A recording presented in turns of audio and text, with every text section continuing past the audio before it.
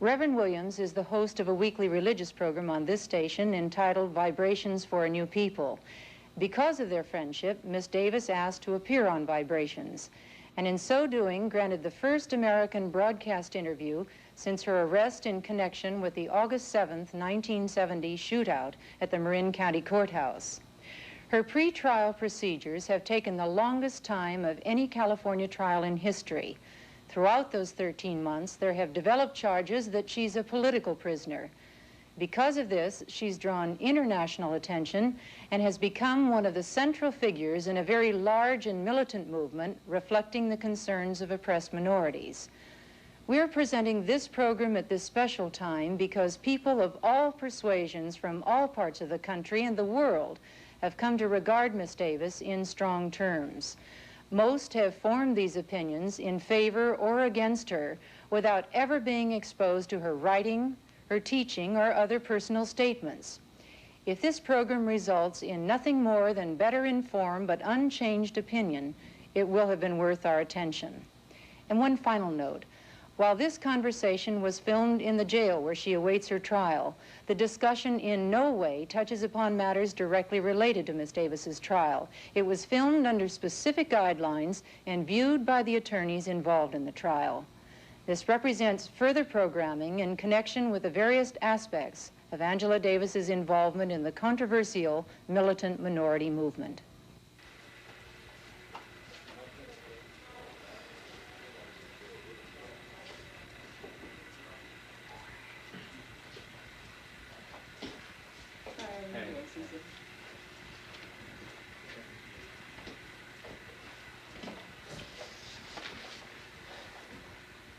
Well, Angela, we're going to rap a little while about a number of things, but I guess one of the most important things that we can start off talking about is the fact that you have been called a revolutionary, a militant. Much of the media has pictured you this way. It's talked about all over the world. What do you see as the meaning of the term revolutionary? Well, there's no single, simple meaning of the term revolutionary. A revolutionary is a man or a woman who is a lot of things. But basically, the revolutionary wants to change the nature of society in a way to promote a world where the needs and interests of the people are responded to. A revolutionary realizes, however, that in order to create a world where human beings can live and love and be healthy and create, you have to completely revolutionize the entire fabric of society. You have to overturn the economic structure where you have a few individuals who are in possession of the vast majority of the wealth in this country that's been produced by the majority of the people, and you have to destroy this political apparatus which, under the guise of revolutionary government, perpetrates the most incredible misery on the masses of people. One of the interesting things about the term revolutionary is the fact that people, so many people, see it in the context of violence, that revolutionary means violence. Violence every day, every minute, at any given time, no matter what the circumstances. How do you view this in the context of violence? Well, of course, that's part and parcel of the same attempt to separate and isolate revolutionaries from the people.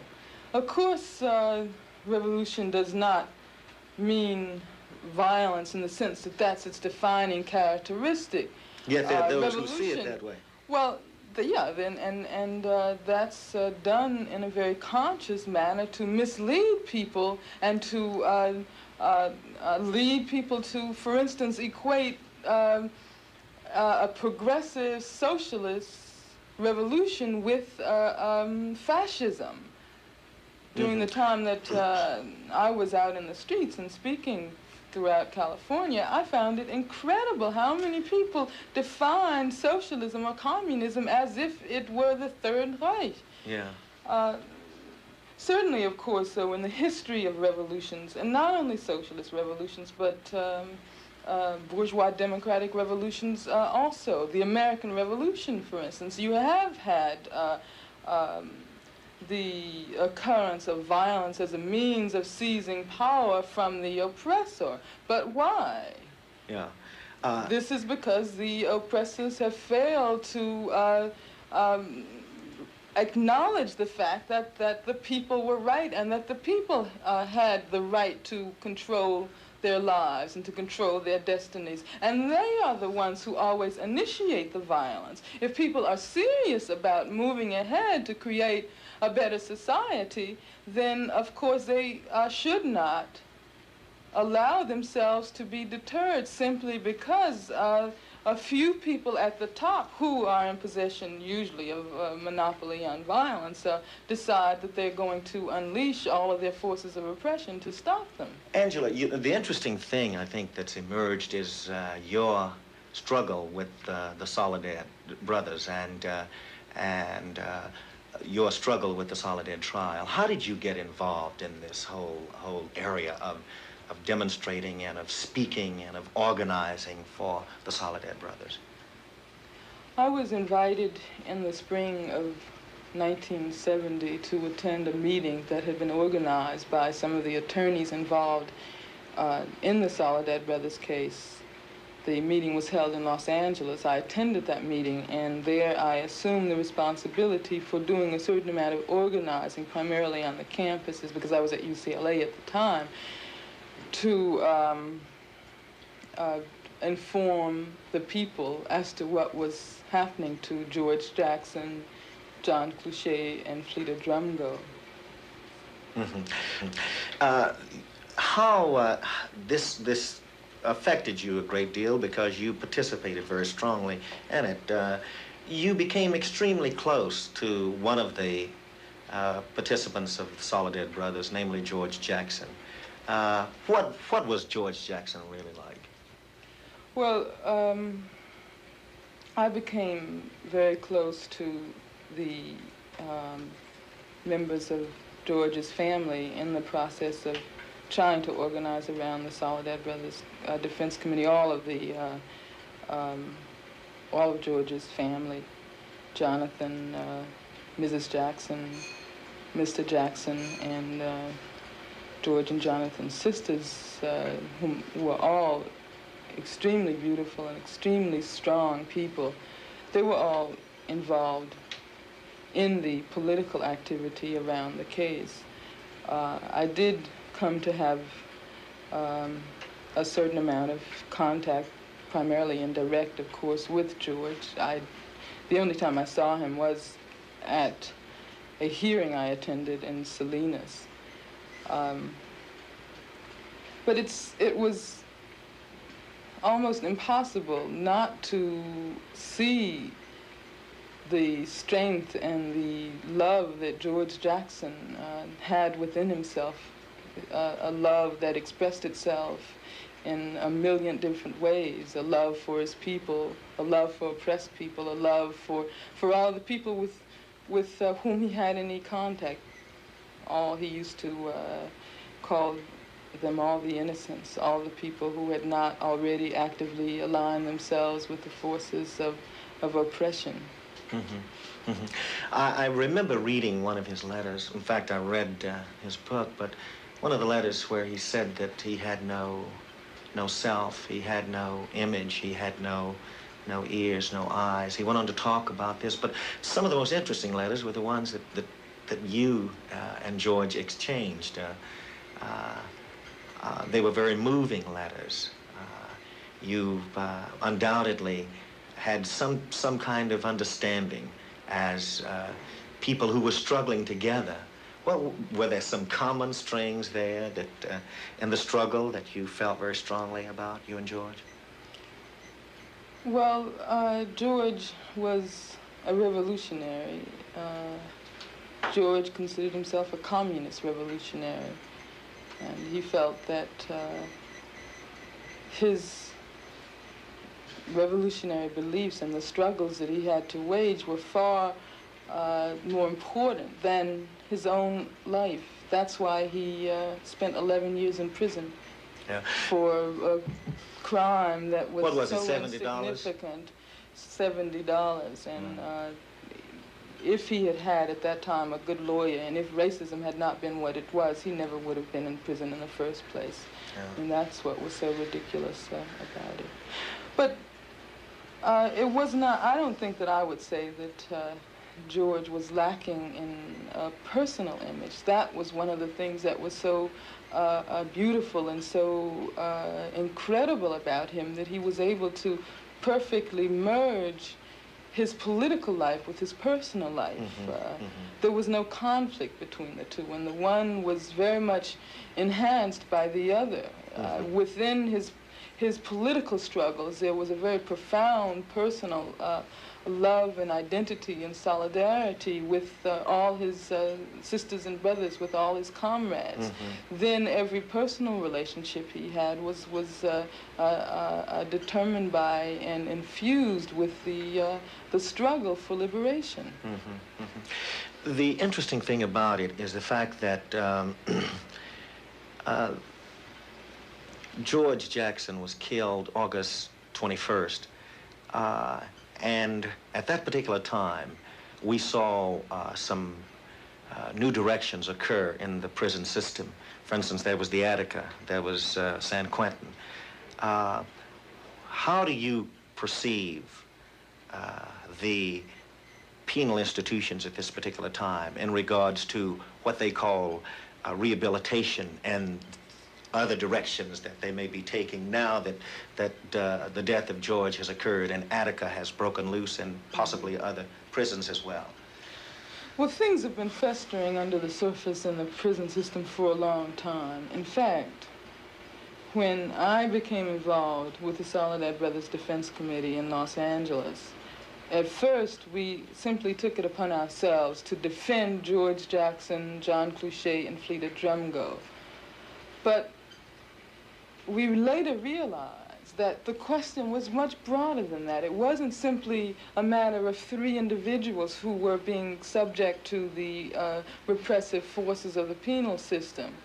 It was the system itself that had to be attacked. It was the system itself that had to be abolished, so that we eventually broadened the field of our to include an assault on the prison system as a whole. Well, what you're strongly implying, I gather, then, is that the character of justice is not really changing that much, even though recently we've seen Bobby Seale, Erica Huggins, Huey Newton just recently, who have been freed. Is the character of justice really changing that much? Well, what is justice? I mean, what does justice mean? Does justice simply mean that a person who has been charged with a crime is going to be acquitted? I mean, that's what happened, of course, to Erica and Bobby and Huey and the New York 21 and the LA Panthers, who were just recently on trial. They were acquitted, or the charges dismissed against them, but that appears to me to be a purely formalistic view of what justice is. Empty. It has no content. If you can pick out someone, single a black person, a black revolutionary out, charge him with an unbailable offense, put him or her in jail for 2 years, 2.5 years, as in the case of the New York 21, I think. And then afterwards, get up with the case that you have that doesn't have any water at all, and have the jury acquit them. Is that what justice is all? They've lost years of their life. See, what has happened in those cases is that the black revolutionary leaders have been effectively silenced. They have been separated from their people, isolated from the community for 1 year, 2 years, 3 years. You see, this is a contrived, calculated effort on the part of the powers to be, the ruling class, to make sure that they are separated from from their people? Well, see, there are a lot of ways in which repression can express itself. It does not necessarily mean being shot down.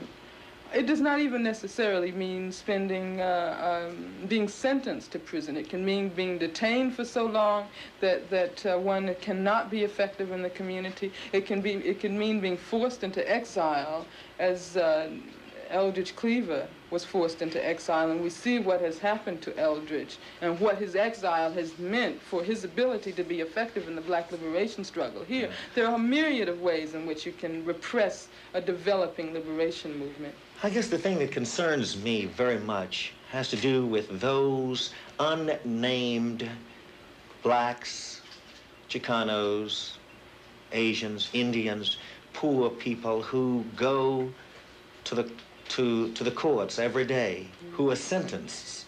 And in fact, we don't read about them. We don't know about them. They are imprisoned.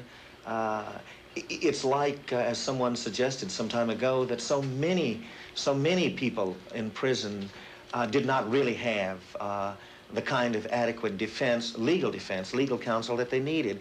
Time after time, we have been told that people who are going before the courts have been told to plead guilty, and they'd only get 3 months. And of course, this meant an extensive amount of time in prison. But I've heard you talk about the nameless prisoners who have no recourse because they did not have adequate representation. One of the things that is so incredible, and I don't imagine that most people are aware of this fact, I myself wasn't aware of it until recently, of all the people who are arrested in this country and charged with crimes, only 1% are ever tried by a jury. Only 1% are ever tried by a jury, which means that the vast majority of people in this country who are brought before a court either end up pleading guilty on the advice of a public defender who doesn't have the time, who does not identify with his client, who has the interests of an overcrowded court system uppermost in his mind. He counsels them to plead guilty, and they, as you said, he tries to make a deal. Sometimes that doesn't work. I wonder. Do you really see this as a means of committing engaging in a contrived effort on the part of those who make the decisions of eliminating black people? Is this a form of suppression also? To make sure, in other words, that black people are railroaded into prisons, into jail? In the whole history of the United States, the impact of racism has been to attempt to contain black people, has been to attempt to stifle the desires towards liberation.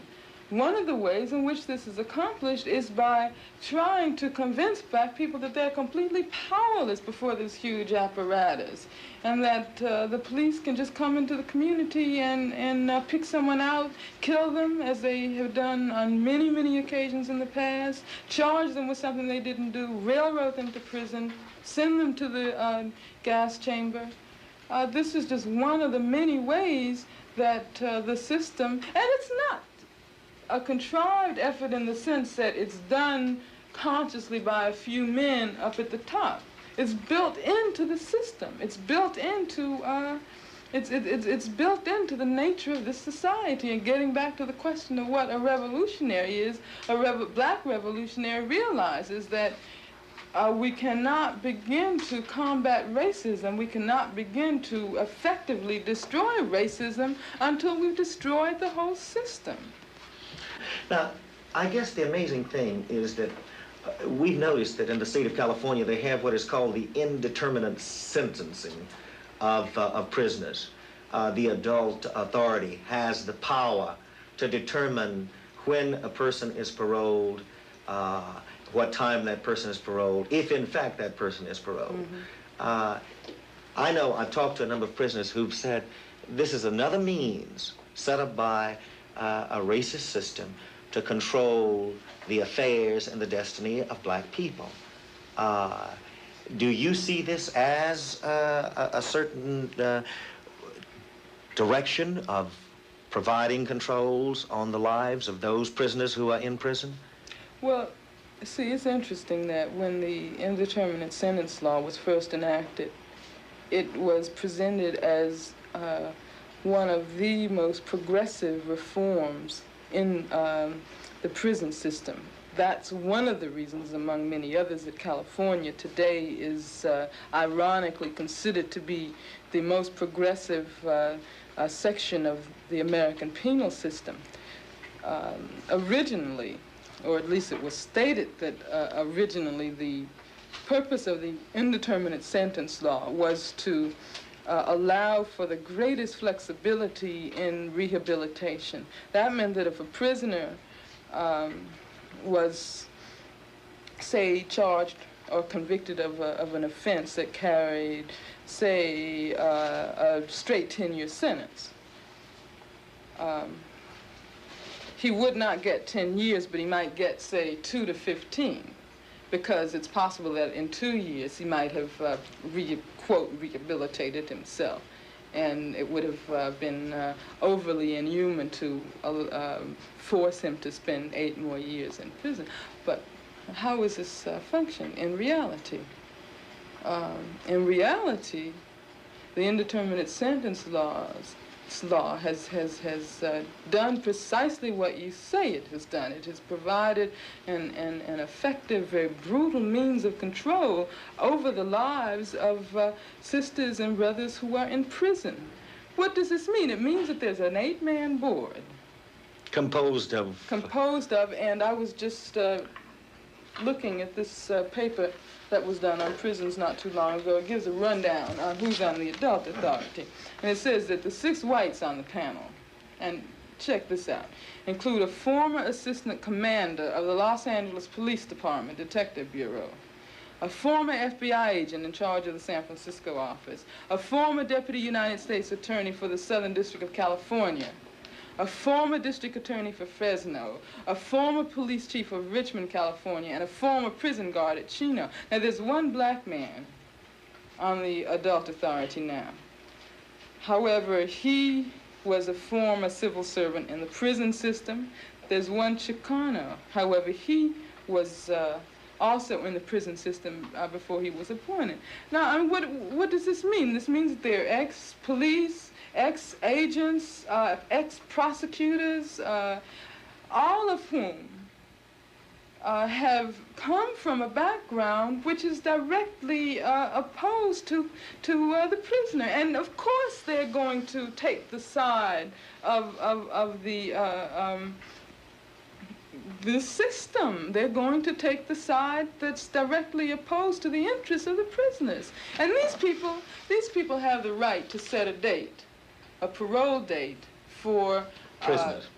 Certainly, and of course now with the increased surge of political activity and with the increasingly aggressive posture that prisoners are assuming in prison, the indeterminate sentence is used as a form of retaliation. It's used as a form of repression because prisoners are either told or else they realize that if they continue to engage in any kind of political activity, they aren't going to get a date. How do you get 2 burning questions in at one time? You know, when they're coming in my head right now, and I want to get them in at the same time. I'll try one first. It had been suggested by the executive director of the Correctional Institutions of California that lobotomies, that brain surgery, be used on those inmates who have violent tendencies. Also, we know that at 2 institutions like Tascadera and also Vacaville, certain drugs have been used on prisoners. This trend, we note, has taken place, and yet there was also a very strong suggestion by the executive director that lobotomies be engaged in.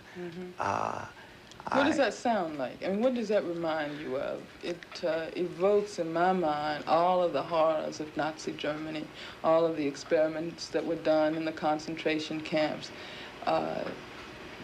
People who accuse us when we say that there are very definite fascist tendencies in America today ought to think for a moment when the director of the Department of Corrections can get up and suggest that human beings have brain surgery to prevent them from feeling, to prevent them from reacting, because what does a lobotomy do? Yeah, I understand that it damages the front section of the brain. It destroys it through, yes. By means of attaching electrodes to the brain. It destroys very vital sections of the brain. I think, of course, I'm not a doctor, but from what I've learned, once you receive this lobotomy, you become practically a vegetable.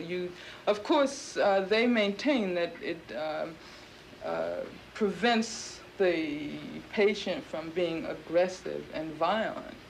But what they're really talking about is stifling the political militancy that exists on the inside of the prison. Yeah, I understand that lobotomies have been used, and this is undoubtedly well-founded, to suppress pain. You know, I really believe they would have actually initiated this policy of brain surgery had not there been the kind of reaction that there was. Probably the way the news leaked out was an attempt to test what public reaction was going to be like. And had it not been what it was, more than likely a whole series of those kinds of experiments would have been initiated. But there's something that has not received very widespread publicity, and that is the use of these drugs in Vacaville and Atascadero that you were talking about before. Apparently the drug that is most widely used is called anectine, and it is used in what they call aversion treatment, I think. Yes, that's right. Isn't that the term that they aversion use? Treatment, right. To avert the prisoner from any kind of assertive activity. From what I've read, the experience of taking that drug is so frightening and so horrible. Apparently, when they administer it, it causes for a period of about 60 seconds the sensation of dying. It completely it completely arrests the sort of like suffocation. You feel like you're suffocating, you feel like you're drowning, you feel like you're dying. Then apparently there's a psychiatrist who sits next to you and discusses what you've done. It's used as a disciplinary measure, and that the next time you get ready to strike out at a guard or do whatever you're charged with doing, you think about what it feels like, because you're going to be injected with some more of this anectine. That's what they really tell them. And I can imagine that once a person goes through that kind of experience of the actual sensation of dying, it is going to begin to affect the mind. And you see, I think that we have to look at what's going on in the prisons today in that respect as being a signal of what might possibly come in the society as a whole. No, I think that it is probably a truism by now that in any given society, what goes on in the prisons reflects very important elements of the society as a whole, and that you can learn something about the nature of the society by looking at what happens behind its walls, among its captives. Yeah. Perhaps one of the critical questions for the use of anectine as well as lobotomies has to do with who gives the proper consent for a person. Does the person himself or herself, who's the prisoner, or the inmate, give proper consent, volunteer for that. Well, that's what they say. They say that this drug is used on an entirely voluntary basis. But what does that mean to a woman or to a man who's in prison? They know, and the prison officials know, that if they fail to submit to this kind of drug treatment, this is just going to be one more strike held against them. And we get back to the indeterminate sentence. Yeah. Because many of them are on indeterminate sentences, and every time there's a strike against them on their record, this is given to the adult authority, and therefore their sentence is prolonged. It seems to me there's another thing also, Angela, and it has to do with the selection of persons. You know, if, in fact, it's done for psychiatric reasons, who selects the persons who have the destruction? You know what's happening now. Reagan, of course, just recently talked about abolishing San Quentin, right? What they're doing at this moment is that the so-called violent inmates, and almost inevitably, when they talk about violent inmates, they're talking about political activists in prisons. They are being transferred from San Quentin, from Soledad, from Folsom, which are the three major maximum security prisons in California. They're being transferred to Vacaville now. And I don't think it's coincidental that they're going these to kinds of things are happening in Vacaville. They're sending them down there now, supposedly for psychiatric observation. They're going to be there for 6 months. Then they send them back, and they send another group in. Maybe this is the selective process, then, that they're talking about I as don't it think relates it's to coincidental that these two things are happening at the same time. And there are probably there's probably a lot of other things which are going on now, too, that we just don't know about, simply because it's so difficult for prisoners to get news out to the people. Angela, there's something that's taking place in the prisons. There's an awareness that's taking place. But we've heard the term political prisoner emerge in the last few years very strongly. What is a political prisoner? Are there different levels of political prisoners? Well, of course, throughout the history of the world, there have been political prisoners. We could even talk about Socrates, who was also a political prisoner. But getting into the contemporary situation, I think that many people have failed to see that the political prisoner is not only Bobby Seale or Erica Huggins or Huey Newton or the Soledad brothers. There are scores of thousands of unnamed political prisoners who are now being held captive in this country. I would say that I can lay out perhaps about 4 different categories of political prisoners. The first one is, of course, the political prisoner, the sister or the brother, who's in prison purely because of his or her ideas and political activities in the struggle for liberation. The crime with which that person is charged is almost inevitably a pretext for assaulting that person for his political beliefs. That would be the first kind of political prisoner. Then, of course, there's a political prisoner who, in a sense, has done what he or she is charged with by the authorities. And I can think of examples throughout the history of this country.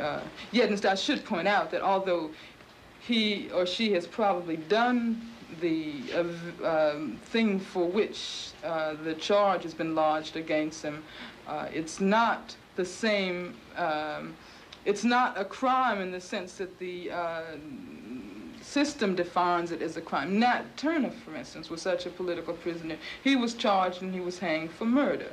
But of course, from our perspective as black people, he was a valiant fighter for the liberation of slaves. And therefore, when he fought back, and when he led a slave uprising, we would not call that murder. It is murder only from the point of view of the a system which is trying to continue to oppress and enslave the people who are fighting back.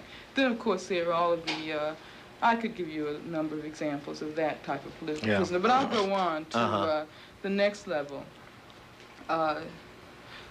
And that, for this, we have to go inside the walls of the dungeons, and we see thousands and thousands of sisters and brothers who have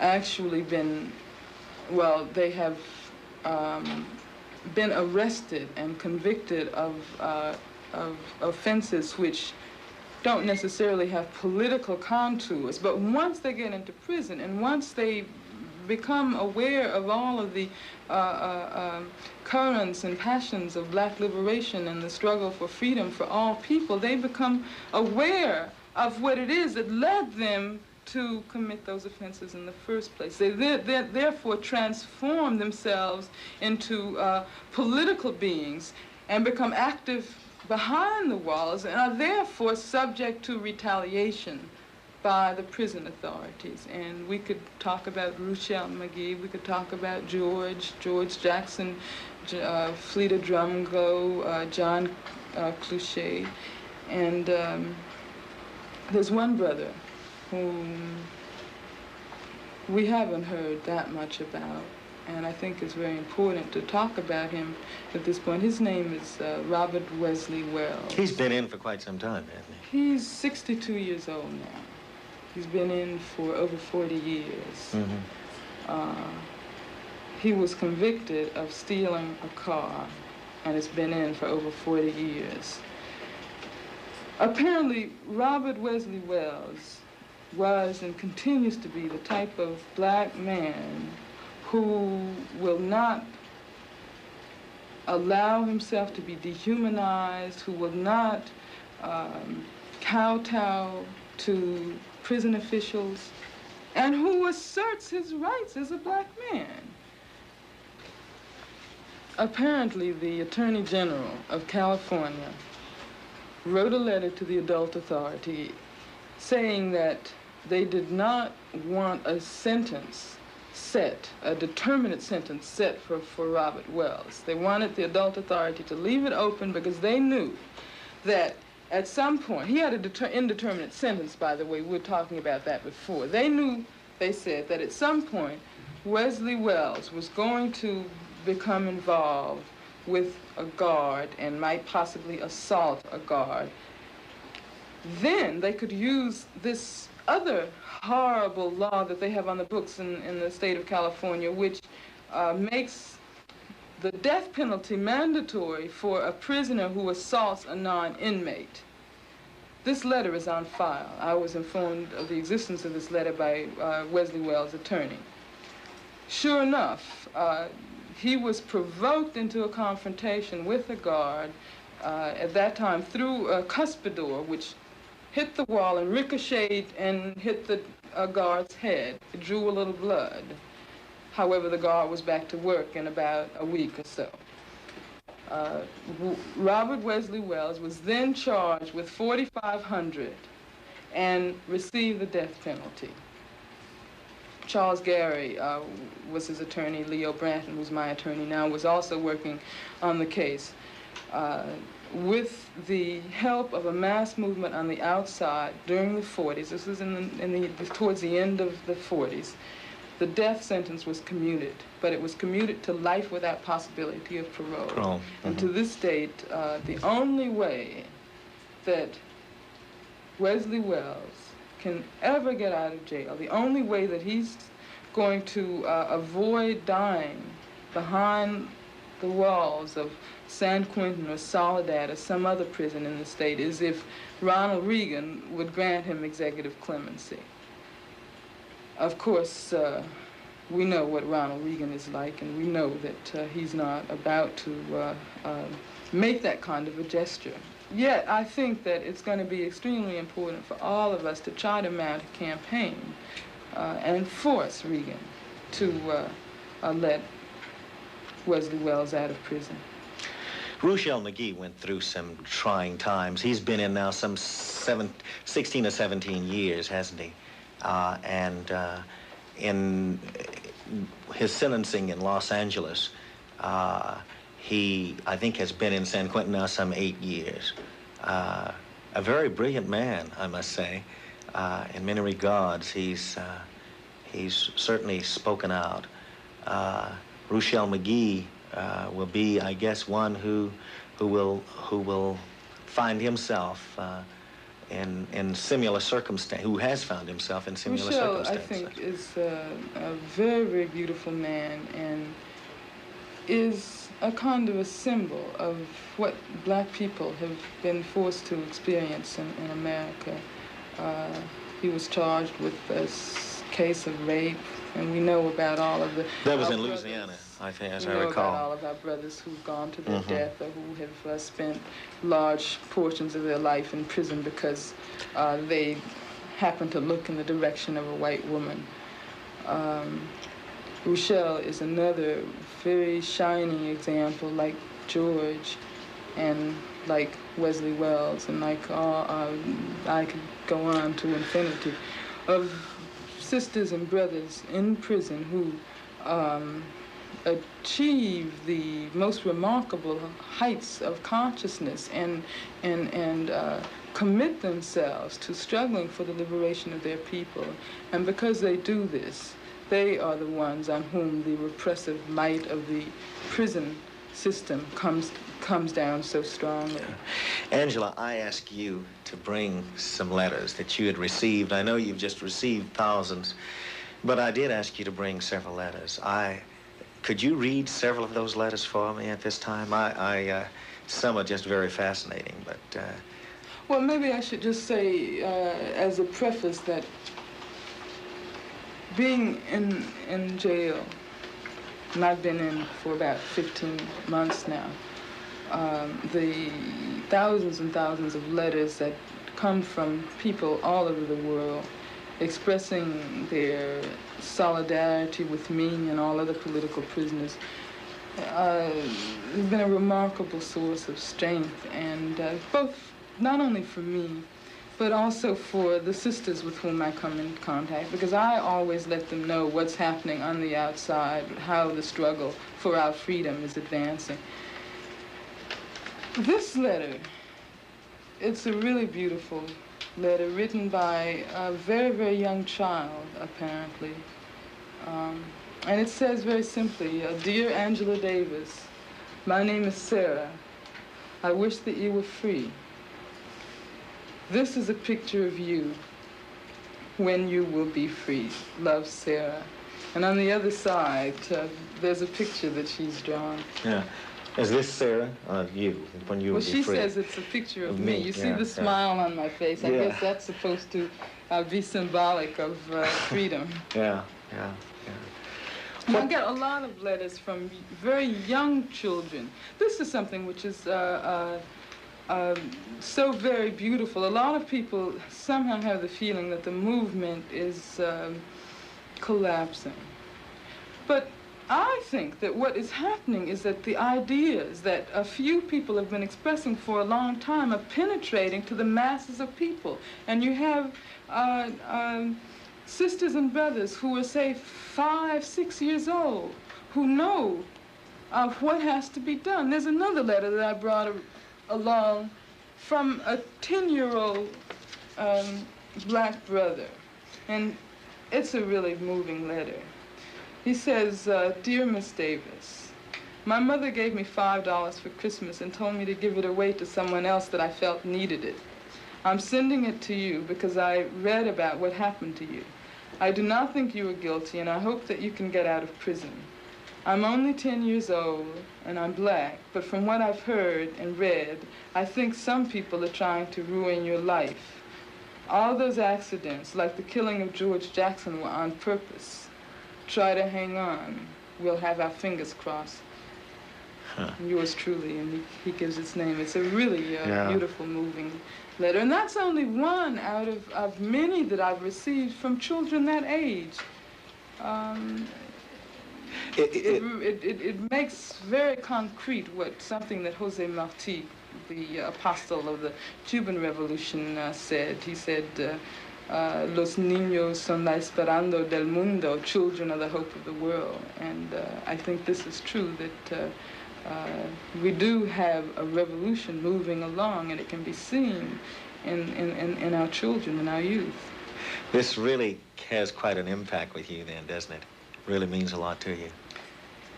Well, what it does is it completely eradicates this feeling of isolation and this feeling of separation that the prisons and jails are designed to create. And that's why it's so necessary for people on the outside to seek and find ways of expressing their solidarity with sisters and brothers in prison. If it's a letter, I receive thousands of letters from sisters and brothers in prison, and I've been trying to answer, if only with a few lines, all of the letters that I get from this side of the walls. Of course, that's just a very small gesture. People on the outside have far more flexibility than we on the inside have, and should begin to develop aggressive and creative means of showing their solidarity and support and concern for all of the sisters and brothers who are in here. Mm-hmm. You've got another letter there. I see it on the desk, and I want to hear from that one also, because I think you told me it was from a brother who was in prison. This is one of the many, many letters that I've received from sisters and brothers in prison. This is from the Ohio Penitentiary, Ohio State Reformatory. And it says a friendship letter where the relationship is, they have to fill out forms. The letters are generally censored. The letter says, I don't know if you will receive this letter, or even if you will be able to answer it, but my admiration for you compels me to write this letter. As you can see, I am also in confinement, for which I have been confined for the past 21 months. Then he goes on to say, sorry to say my crime was selfish and stupid, unarmed robbery.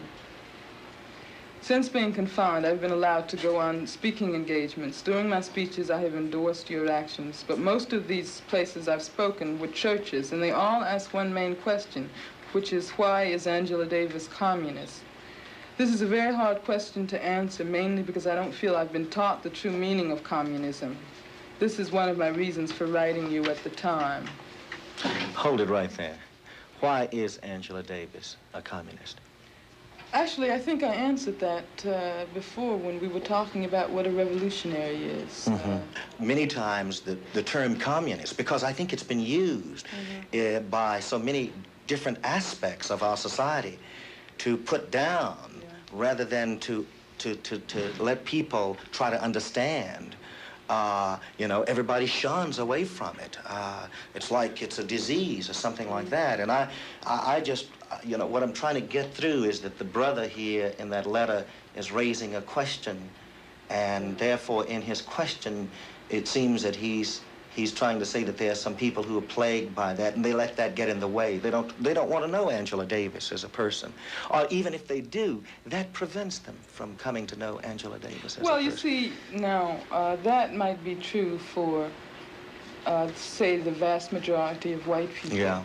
But one of the things which really impressed me when I was on the streets and fighting for my job at UCLA was that whenever I spoke to black people, whenever I spoke in the black community, very few people had hang-ups about communism. I can remember many times walking down the street and having someone stop me and say, are you Angela Davis? And I would say yes, and they would express their solidarity and say, a lot of sisters and brothers would say, even though I don't really know what communism is all about, just as the brother here said, they say, we know that there must be something good about it, because otherwise the man wouldn't be coming down on you so hard. Mm-hmm. So I think that the resistance to understanding what communism is all about doesn't exist nearly as much in the black community as it does in the country as a whole. This letter here is an indication of that. What he's saying is that although he realizes that this country has kept away from him and many of our sisters and brothers the knowledge of what communism is, he wants to know about it. Yeah. And I'm sure that that's, when he says that that's one of the main questions that's asked, I doubt whether there's in the black community at least, whether there's whether there are huge contours of hostility. Yeah, it's just a desire, curiosity to know. I think and that's true. What I generally say, and I answered the brother and tried to explain in a few words why I was a communist, and I said essentially the same thing that I had said when I told you why I was a revolutionary, because I have a very strong love for oppressed people, for my people. I want to see them free, and I want to see all oppressed people throughout the world free. Mm-hmm. And I realize that the only way that we can do this is by moving towards a revolutionary society where the needs and the interests and the wishes of all people can be respected. Angela, there are a number of women in prisons, aren't they? About 14,000, I think. Yeah. And a lot of people certainly would not even be aware of that. Well, that's because, of course, of all the forces of male supremacy to which women have been subjected for so long in the society. Not that much attention has been directed towards women in prison, and there are a lot of women in prison. There are sisters who are in jail because of their political beliefs. There are sisters who have gone... In fact, in my experiences in New York and in Marin County and here, I go to exercise a couple of times a week at the women's prison in Santa Clara County, so I do have some contact with sisters there. One of the things that the sisters told me when I got over there was that they really wanted to spend their time while they were in jail studying so that they could make significant contributions to the liberation struggle, except that there was no available material. So one of the things that I asked some of the people from the National United Committee to do was to make an appeal to people on the outside to donate books to the sisters in Milpitas. Yeah, I know you asked my church to make contributions, and certainly they have been sending books to the sisters at Milpitas.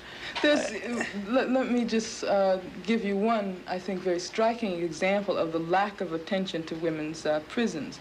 We know about the Tombs, we know about Attica, we know about San Quentin. But how much do we know about the demonstrations and the strikes that took place in the Women's House of Detention? How much do we know about the revolt that occurred at Alderson Federal Penitentiary in Virginia? How much do we know about that? Yeah. How much do we know about all the unnamed sisters who are in prison today? And it has been your contention all along that Angela Davis is not to be looked upon as a hero, but Angela Davis, along with the sisters and brothers in all prisons, must be seen in light of the struggle that's going on as it relates to the liberation of all people. Well, I don't see myself as any different, any more important than all of my captive sisters and brothers.